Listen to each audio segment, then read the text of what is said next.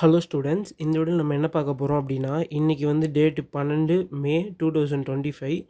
இன்றைக்கி பார்த்தீங்கன்னா டிஜிவேஷனால் கவுன்சிலிங் கூப்பிட்ருக்காங்க ஒரு சில டிகிரிஸ் எல்லாத்துக்குமே. ஸோ அது என்னென்ன டிகிரின்றதான் இந்த வீடியோவில் பார்க்க போகிறோம். ஸோ இங்கே பார்த்தீங்கன்னா இந்த ஸ்லைட்ஸில் வந்து இம்பார்ட்டன்ட் நோட்டீஸில் counselling date for UG admission இருக்கும். அதை கிளிக் பண்ணிக்கோங்க. அதை கிளிக் பண்ணோடனே இன்றைக்கான டேட்டில் யார் யாருக்கெல்லாம் கூப்பிட்ருக்காங்க அப்படின்ற மாதிரி ஒரு இருக்குது. இன்றைக்கி வந்து ஸ்டேட் போர்ட் ஸ்டூடெண்ட்ஸை தான் கவுன்சிலிங் கூப்பிட்ருக்காங்க ஷிஃப்ட் 2க்கு. ஸோ பார்த்தீங்கன்னா இன்றைக்கி டேட் வந்து 12/5/2025 ஷிஃப்ட் 2க்கானது. எங்கே வந்து கவுன்சிலிங் நடக்க போகுது அப்படின்னா எஸ்ஆர்ஜி ஆடிட்டோரியமில் நடக்க போகுது.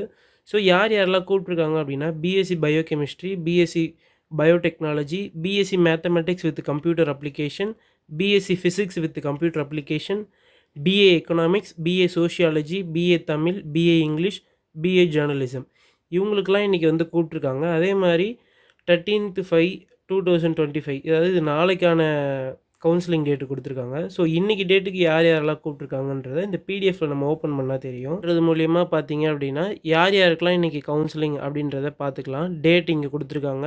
கவுன்சிலிங் டைம் பார்த்தீங்க அப்படின்னா 8:45 to 9 வந்து பார்த்தீங்கன்னா பிஎஸ்சி பயோகெமிஸ்ட்ரி வர சொல்லியிருக்காங்க. அவங்களுடைய சப்ஜெக்ட் வந்து நீங்கள் என்ன 12th படிச்சிருக்கணும் அப்படின்றத இந்த எலிஜிபிலிட்டி கேட்டகிரியில் கொடுத்துருக்காங்க. ஸோ இதில் என்ன ப்ரோ கட் ஆஃப் போடலை அப்படின்னா உங்களுக்கு வந்து மெசேஜ் வந்திருக்கும் உங்கள் ஃபோனுக்கு ஆர் இமெயில் வந்திருக்கும். அவங்க எல்லாருமே அட்டன் பண்ணலாம்.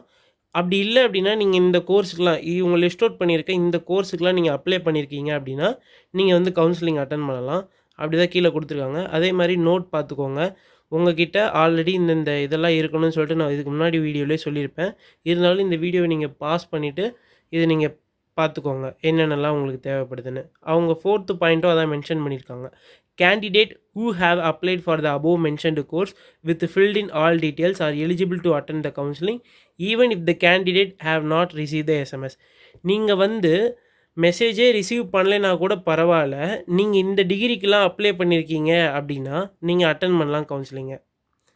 நெக்ஸ்ட்டு பார்த்தீங்க அப்படின்னா நீங்கள் லேட்டாக போயிடக்கூடாது. அவங்க கொடுத்துருக்க இந்த டைமில் தான் நீங்கள் வந்து அப்பியர் ஆகிற மாதிரி இருக்கும். நீங்கள் அப்படி மிஸ் பண்ணிட்டீங்க அப்படின்னா உங்களுக்கான அட்மிஷன் வந்து கிடைக்காம கூட போகலாம். ஸோ இது வந்து ஸ்டேட் போர்ட் ஸ்டூடெண்ட்ஸ்க்கான இன்றைக்கி டேட்டுக்கு யார் யாருக்கெல்லாம் கவுன்சிலிங் அப்படின்றத மென்ஷன் பண்ணியிருக்காங்க. வீடியோவை பார்த்துட்டு போங்க. அதே மாதிரி கீழே உள்ள டாக்குமெண்ட் எல்லாத்தையுமே கரெக்டாக எடுத்துகிட்டு போயிருங்க. அப்போ தான் உங்களுக்கு அட்மிஷன் வந்து கன்ஃபார்ம் ஆகும். ஸோ நெக்ஸ்ட் வீடியோ வந்து நாளைக்கு யார் யாருக்கெல்லாம் கவுன்சிலிங் அப்படின்றதும் இந்த வெப்சைட்டில் இருக்குது. அப்படி இல்லைனா இன்றைக்கி ஈவினிங் நான் அதுக்கான வீடியோ வந்து போஸ்ட் பண்ணுவேன்.